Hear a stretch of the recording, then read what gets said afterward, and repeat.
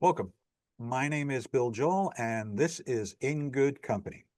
Today, I have the pleasure of talking with Glenn Goldman, who is the 2026 recipient of the ACM SIGGRAPH Distinguished Educator Award.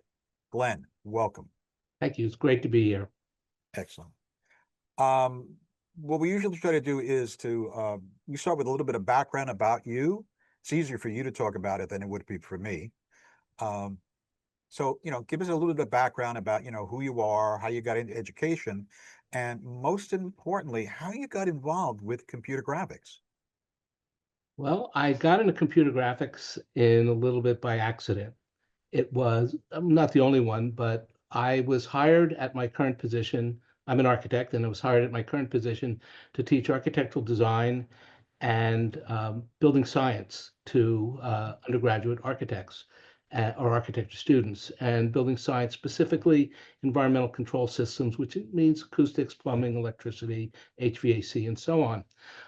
I started my own education for a variety of reasons. For a short while, I was a math major.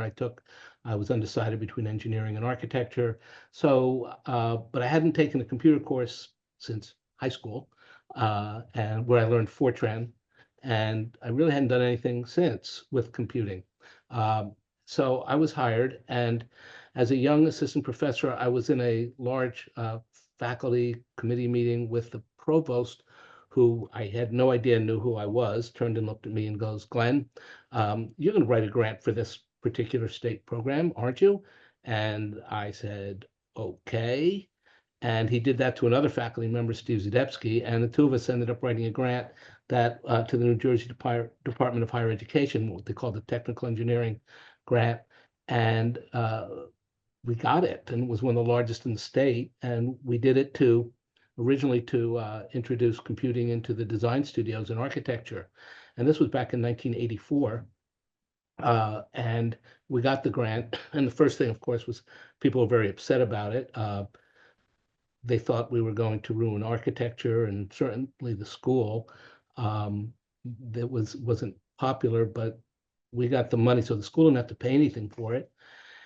And it was both a spectacular failure and a success. Our original intent was that we were going to prove that you could do whatever you could do by hand, you could do with a computer, only faster and better. And not so much, because both Steve and I were licensed architects. We knew how to draw. We knew what we were doing, and I found that I could draw faster than I could do at the time with, I think it was AutoCAD version 2, and it wasn't so successful. But we did find another product that was originally designed for irrigation, and we were able to get it modified slightly with some customized hardware, where we had double scan CGA. We had 250,000 colors, and back by 1985 on a slightly larger hardware. And we found that we could actually change the whole design process by starting with 3D. And while most architects you start with students, you start with what's easier, but unfortunately that's an abstraction. So they would 2D sketches, and then they would draw plans, and there would be an inclination to extrude the plans, which weren't very interesting, or they would design by building physical models. And we found that we could do all sorts of things digitally, that it completely changed the way we designed. And I haven't had a paper, and that was back in '85, and I have not had a studio using paper since. And obviously we were part of an organization also called the CADIA, the Association for Computer Aided Design and Architecture. With that grant, well, there was a second grant to it as well, and with the second one, I was able to it got funds to attend my first SIGGRAPH, which was in 1988, and I haven't missed a conference since '88.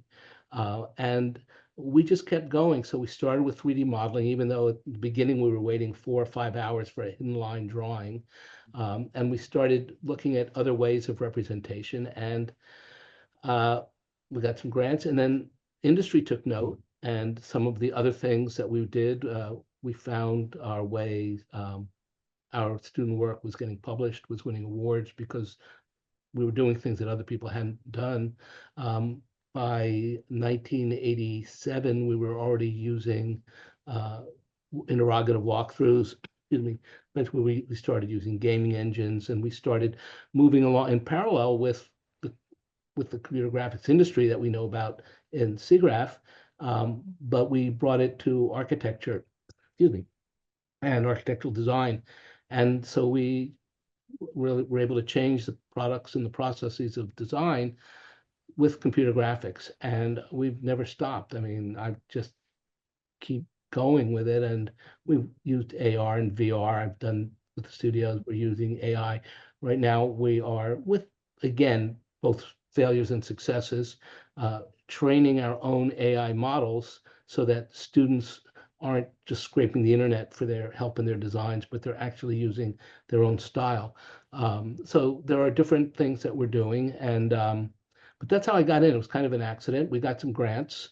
I ultimately got tenure in spite of my third year review, which was just after I got the first grant. I was told I needed to find something else to do because computing was a fad. So I tend to be, now that the roles are reversed, I tend to be lenient on the promotion tenure committee when it comes to a third year review, because I recognize that people need a little bit of time sometimes to establish what it is they're doing. So yeah, that's how I got into it and kept going with it, and that's really where it started. It's interesting you say that because I know a lot of people, um, how can I say this, our age, Yeah. yeah, Yeah. um, we didn't get into computer graphics through degrees in computer graphics or animation because they didn't exist. In fact, my area that I taught was computer science, and even back when I started, doctorates in computer science, they were hard to find, and most of them that were coming out were in industry. So you are very typical of the kind of people who early on got involved in computer graphics. And I'm impressed. Fortran in high school? Wow. It's the only language I learned actually in school, or the only program I ever learned not on my own. We had a electrical and computer engineering uh, department in the engineering school at our university, but they were primarily concerned with hardware and things like that. And I was on the committee later, on the committee that established our own College of Computing. I was on the search committee for their first dean and so on. And we do some collaborative programs. I have computing students in some basic design classes this semester. So that bridge was built between the design programs and computing. Um, and it's made us all better for it, I believe. Yeah. Interesting you say that because my own area is computer animation, and it's often highly recommended for animators to take courses like basic design, architectural design, 3D, to get people to think in 3D, Yeah. to move around in 3D. Anyway, by the way, everything you've done, everything you've done so far in God, such so many things you've done. Is there one thing that you're very, very proud of that, that you're able to accomplish? I think I need more than one to talk about. This is what Yeah. happens when we become our age. If you don't, the people I admire so much in SIGGRAPH are the ones who keep changing and keep moving, and they keep accomplishing things. And there are a lot of first-time attendees at every SIGGRAPH conference. There are also a lot who come back year after year and continue to contribute year after year. So I think the first thing that I was very proud of was the way, even if it was an accident at the very beginning, was the way we changed the way architectural design is thought about and taught. And I am very proud of that. It was not easy to do. It took time. It took a lot of time convincing others because, as you know, in universities, there a lot of things have to be done by consensus or faculty through faculty governance, and it meant being involved in different organizations. For me, it was uh, the Acadia, SIGGRAPH, the American Institute of Architects, which is how you get to the profession. It got involved with speaking with alumni and goes speaking to alumni groups as well, and giving some lectures at other universities, and we start, and again getting stuff published, and getting.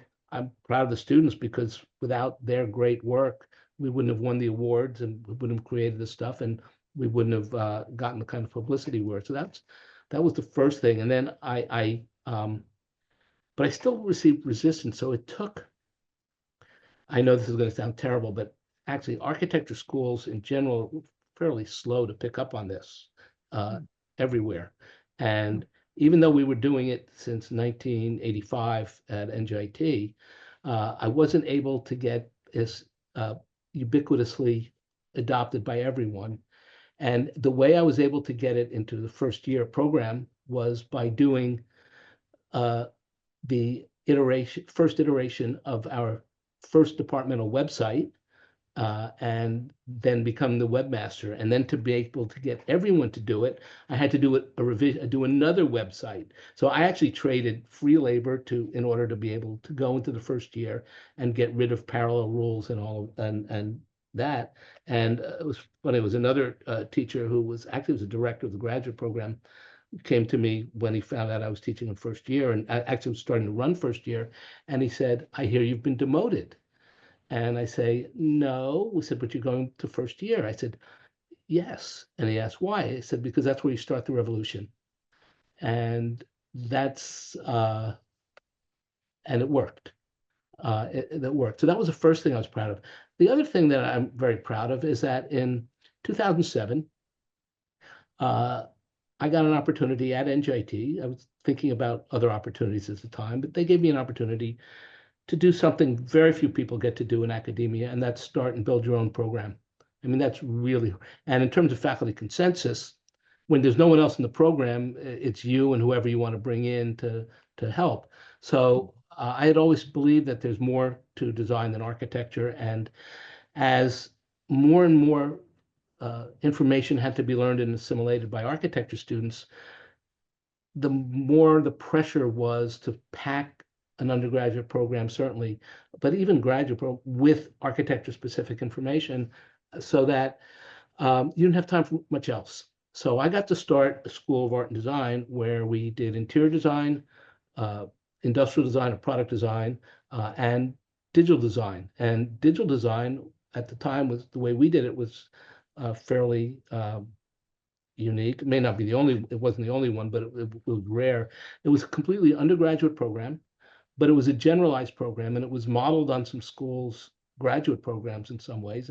I mean, I looked at USC, Carnegie Mellon, MIT as some examples, and I created a program based on a SIGGRAPH conference. So all the different things that you find at a SIGGRAPH conference, certainly in that time, that has everything from animation and game and interactivity. We put all of that into our generalized digital design program, and we created that, and I'm very proud of that. And it's students have gone on to be successful at different places, and some in animation, but they're doing other things as well. I had motion graphics. We had students going from there to marketing, different companies. They're doing all sorts of things. Some are teaching. Some have gone on to get graduate degrees. So I'm really proud. So those are the two things I think in education I'm probably most proud of. Wow. Well, creating a whole program by, that's immense, especially when it ends up being successful. That's wonderful. So let's get back to your role in SIGGRAPH. And you've been involved in SIGGRAPH since '88.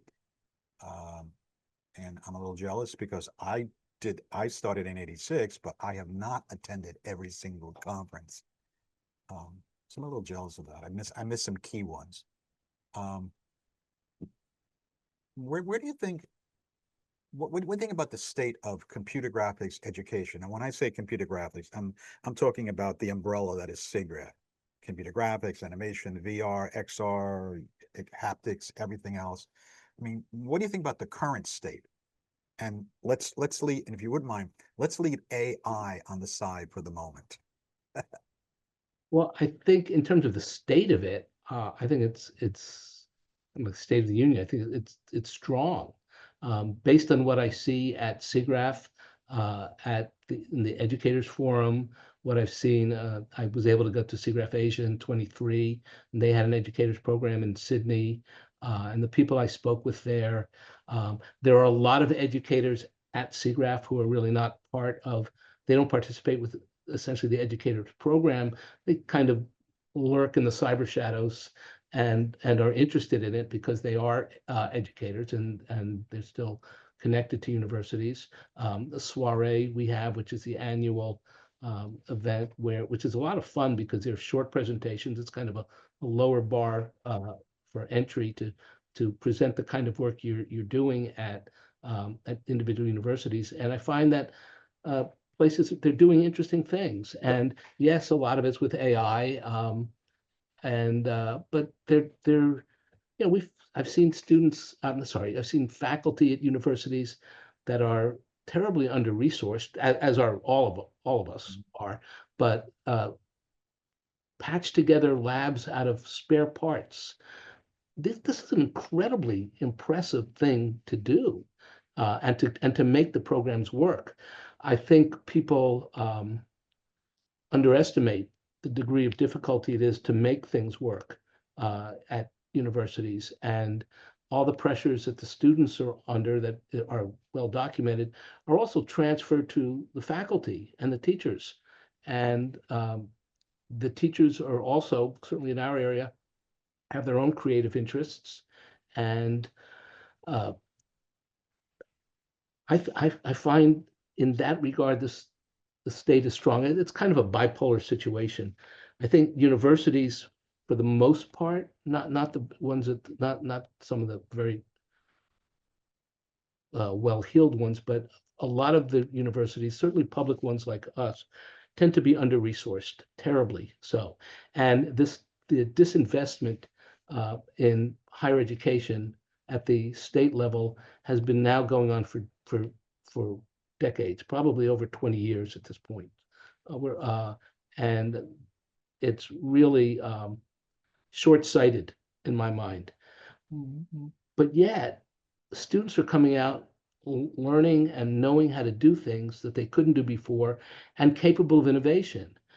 So if the state isn't providing these resources to do that, there somehow or other, this is getting done. And I think you have to credit in many places the faculty who are doing that. And they continue to impress me. So the state of education in that regard, I think is very good. Now, just imagine what we could do if we were properly resourced. Um, Industry was more supportive when I started than it is now, I find, because there's been a lot of consolidation. Before, there were many programs that did this. You can see that through the size of the exhibit at the SIGGRAPH conference. It isn't that there's less interest in it, it's that there are fewer players involved in terms of vendors. And when there were more players and they were each looking for an edge, you could connect with a vendor or an industry. And most of my support, financial support for our labs at the beginning, were industry support. And I'm incredibly grateful for the companies that ultimately gave our labs millions of dollars. It was, I was able to more than $10 million of industry support into our labs. And we couldn't do that today. So you have to be a lot scrappier and you have to figure things out. And faculty that I see, and certainly ours, are very resourceful and energetic. And so in that regard, I'm optimistic. I just wish we could I wish the public and the states in particular would understand this opportunity, and by not funding things, think of the opportunities lost. So that's kind of what I think of current state of computer graphics education. Which I summarize as is pretty good, but could be better. Yeah, pretty good. Yeah. Uh, Now let's bring AI back onto the table here. The only reason I held it to the side because would you agree that over the last several conferences, SIGGRAPH conferences, that AI has become a very popular topic, not just in the general track, but especially in the education form, within the education part of it. So let's move on to like, I don't want to say just AI period, but what do you think about the future of computer graphics education, computer graphics, animation, XR, etc.? What do you think about the future of it? Where is it going? Well, if you had asked me to predict 10 years ago, I would not have predicted where we are today. And one of the things that I think leads to success, certainly I credit my own and I think many people, is an ability to be flexible and to change as opportunities arise. And if you see something that you didn't expect, but you can use it or it can serve as a springboard to something else, you do that. It's kind of like Yogi Berra said, if you come to a fork in the road, take it. Mhm. And and I think that's actually pretty accurate. So there's always going to be these uh, opportunities to go one way or the other, and success will depend on picking something that you can make work, um, and and do something interesting with. So where is it going? Um,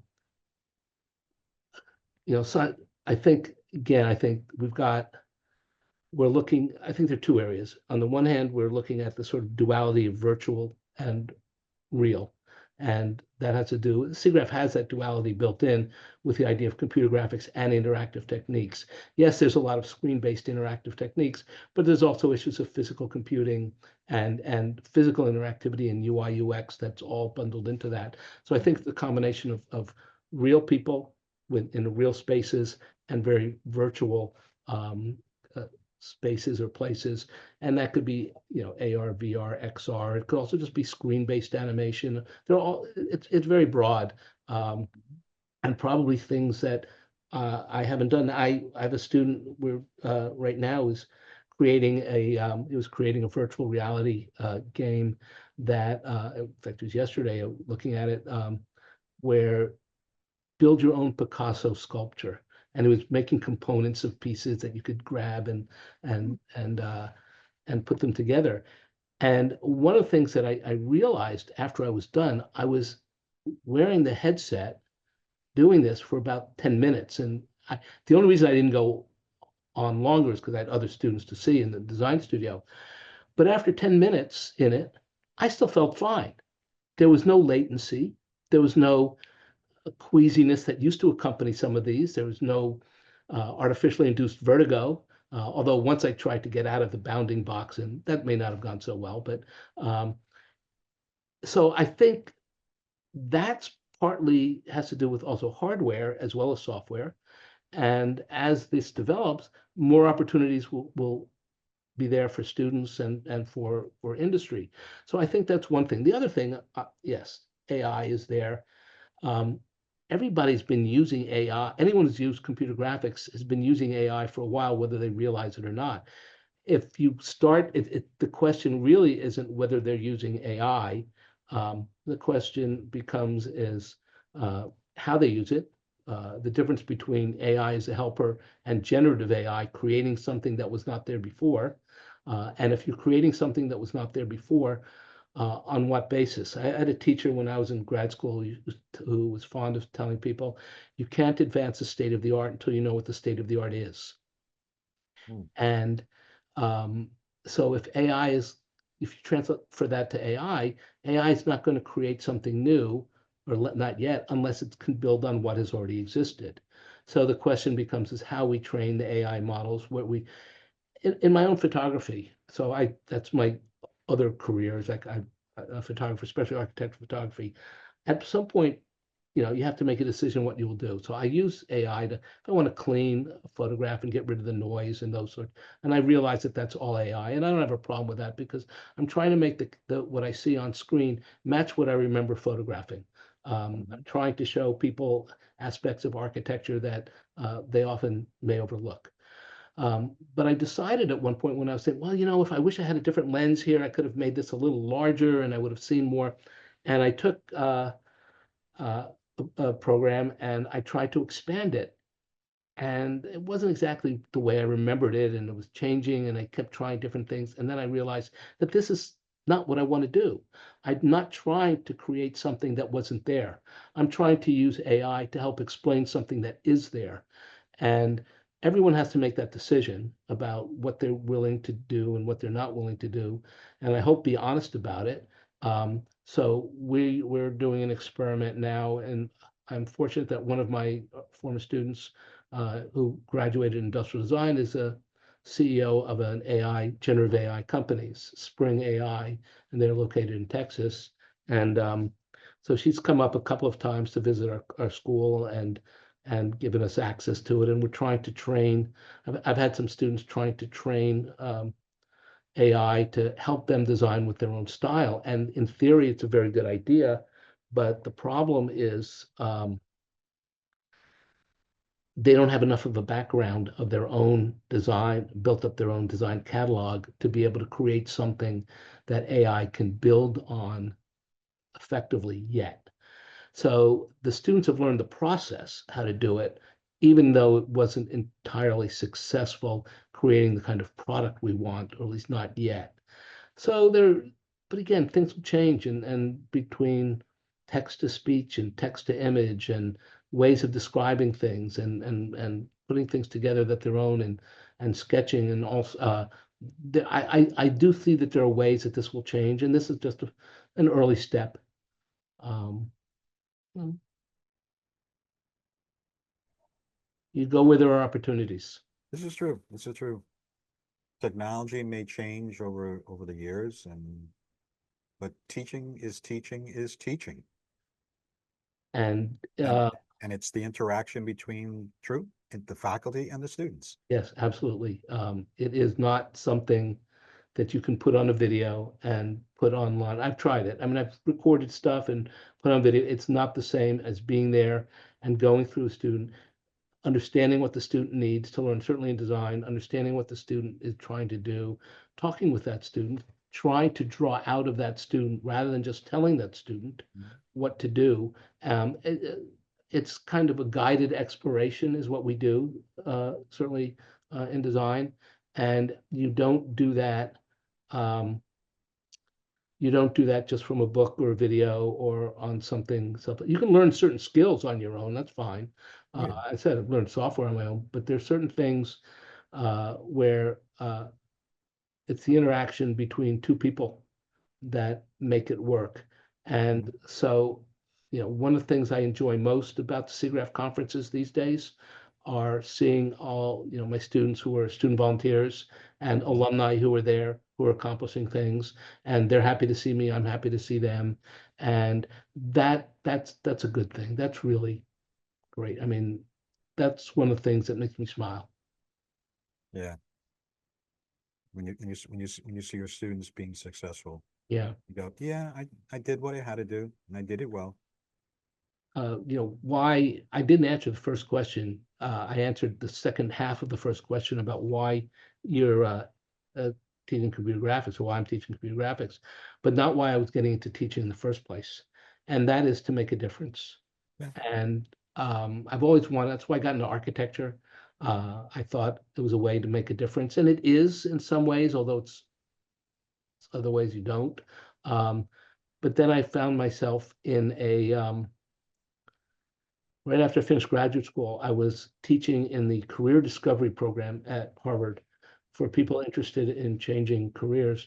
And at the time, the chairman of Iowa State University of architecture of Iowa State University came up to Boston and he was looking for faculty. And so I was introduced to him, he interviewed me, they flew me out to Ames, Iowa. And when I got back, it was pre 9/11, so before security, I flew into late at night into Logan Airport, and my students from the Career Discovery Program were at the airport with a bottle of champagne waiting for me to convince me to take the job. So, uh, uh, that's how I ended up getting into teaching that way. And I never regretted it. So I taught at Iowa State for a couple of years. I came back to Boston. I was working in an architecture office. I wanted to get my license. And then meanwhile, the chairman in Iowa State became dean at New Jersey Institute of Technology, which is how I ended up in New Jersey Institute of Technology. I was wondering how that leap occurred, so now I know. That's how it came. And I ended up I'm living in the 2 miles from the house where I grew up in, because I'm originally from New Jersey. And so for me, it's like home. I recognize it. I understand the students. Most of them are public school in New Jersey students, just like I was. Mhm. And you make a difference. And that's not only why I got into it, but it's why I stayed. Yeah. One last question. Sure.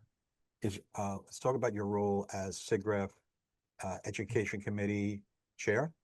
What are you proud of that the committee's been able to accomplish under your tenure? Well, excuse me. I'm proud that we have expanded what we do. Um, there was a contraction at some point prior to me becoming chair, and I can't pinpoint exactly where, in terms of the size of the education committee. At the very beginning, I learned that it was much larger than it was when we started. So we've slowly expanded that, but we've expanded participation in it with a role for like associates and collaborators. So we have people coming to our meeting who aren't on the committee but participate in all of our activities, and there really isn't a whole lot of difference between someone on the committee and those people.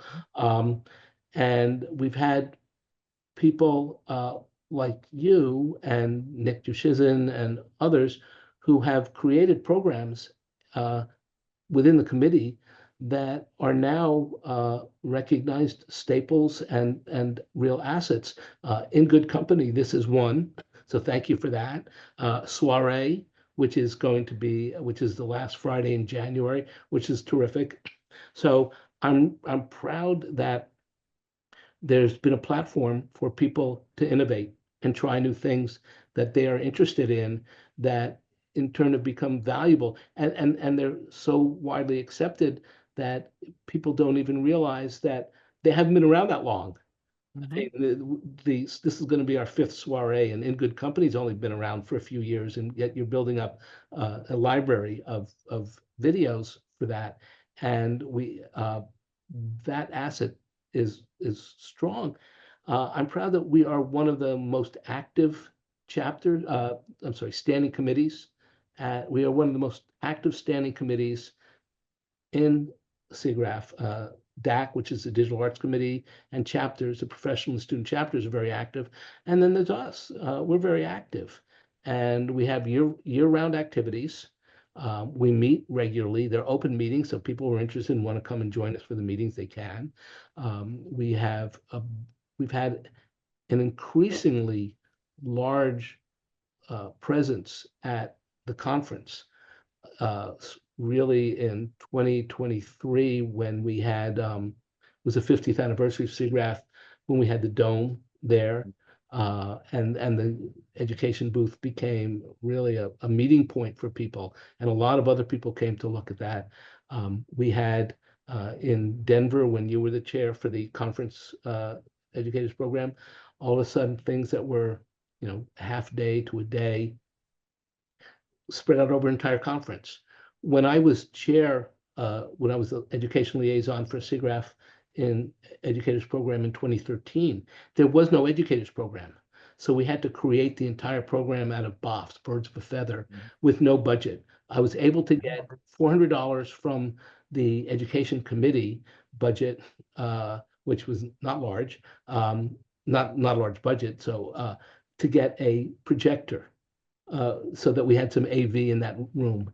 And those rooms filled up. I missed half of the sessions. I had to guard the door because the fire marshal didn't want us to get the room overcrowded. We had to keep the exits open. And then in 2022 in Vancouver, when we had the first Educators Day, and Monica Cappiello created that, who wasn't even able to come. It was right after COVID, and right, it was kind of the tail end of COVID. Um, And we had standing room only in the Educators Day sessions. So these are now Educators Day, again, is a staple of it. And people just assume that these come on their own and that they're sort of spontaneously arise from the primordial ooze or wherever they came from. But no, these have to be put together by people who are interested in doing, by educators who are interested in doing things, and created programs that other educators find of value. So the message is, if you have good ideas, come to the education committee. It is an open and welcoming place, and we will, if there are people who want to do things, we will try to get them done. So that's what that kind of community is what I'm, and the fact that we've been able to include now some people from contacts through SIGGRAPH Asia, and we have members of the committee and people working on our programs. We've had them from Australia, we have them from the UK, Portugal. I think that's all good. That's all great. Definitely. Well, Glenn, this has been a wonderful discussion with you, I should say. But mostly me listening and thinking, Sorry. you're my area is mostly animation, and I always appreciate a good storyteller, and that's what you did. You told a great story today. So I thank you very much, and want to thank everyone for listening, and tune in again for the next In Good Company. Thank you, Glenn. Thank you for doing this, Bella. Glad to be here.